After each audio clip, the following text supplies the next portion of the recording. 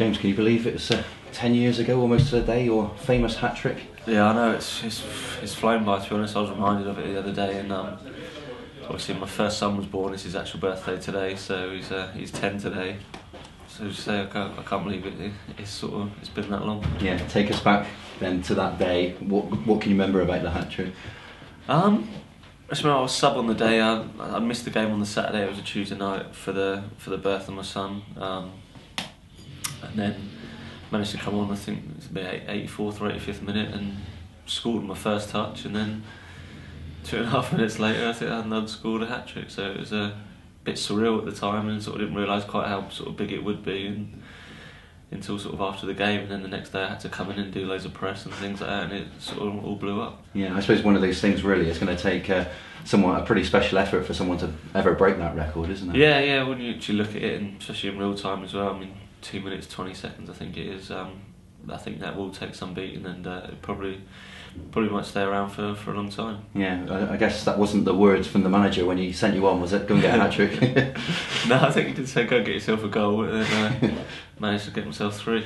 Yeah, I mean that's a massive achievement, and for you say it's the same week that your son was born as well. I mean that's some way to honour him as well. Yeah, definitely. It's always a nice reminder and stuff, and yeah, like I say, it's his birthday today, so I'll probably show him the video. Yeah, absolutely. And one of the famous things about it, I don't know if it's true or not, you'll be able to tell us, your parents missed the hat-trick because they were on a ferry back to their... Yeah, they came to the game, but because I was sub and I hadn't got on, they thought they'd leave and get the earlier ferry because there was only a later one, I think at midnight, and so they thought, they get off early and get the 10 o'clock boat, and I think I'd just come on literally just after they left, and listened to it in the radio in the car. So they missed it. Yeah, did you ring them afterwards and say? Yeah. No, I spoke to them. I spoke to mum and dad, and obviously they were pleased, but very disappointed they missed the actual goals. Yeah, I mean those goals. Do any of those goals stick out as still special, or would you put them all in one package? And that's what you remember more about. Yeah, no, just more about the whole thing really. Just getting the hat trick. There were nothing extraordinary about the actual goals, but just all around getting the hat trick in that time. Yeah, I mean Bournemouth as well. I mean obviously you enjoyed playing for Bournemouth, didn't you? Yeah, had a really good time there. Was there for 11 years I think in total in the end, with my youth team sort of spell there and stuff. So yeah, it was a productive period. Scored quite a lot of goals there, and they've really moved on and they've kicked on, and they're obviously a good team now. Yeah, how long did it take for that hat trick, for what you'd achieved? How long did it take for you to actually think about and reflect on it, to think, hang on a minute, I've done something pretty special here?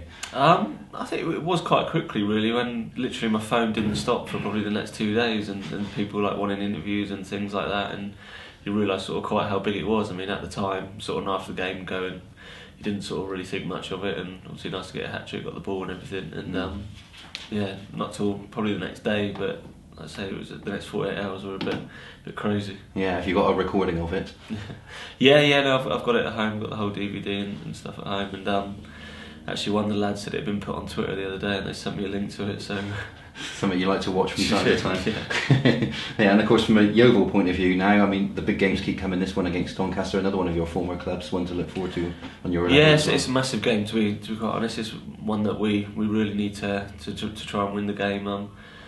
They're obviously down the bottom as well. I think they're on 30 points, and so they're within touching distance as such. I mean, we've got a game in hand, and if we can get a positive result against them, that sort of reels them back in and puts us a little bit closer to safety. So it's a massive game for us, and one that we've got to try and look to get the 3 points from. Yeah, is it step by step from a Yeovil point of view? I mean, your first objective being to get off the bottom of the table. Yeah, it's got to be at the minute. I mean, we're obviously at the bottom, and we've got to start picking up points as soon as possible, and especially against the teams that are in and around us, like Doncaster. And I thought after our performance the other night on Tuesday, we performed really well, and if we could get a similar performance to that, I think we could be more than the match for them. Yeah, I mean this is a true 6-pointer, isn't it? If ever something summed it up, this is one of those games. Yeah, no, it's massive.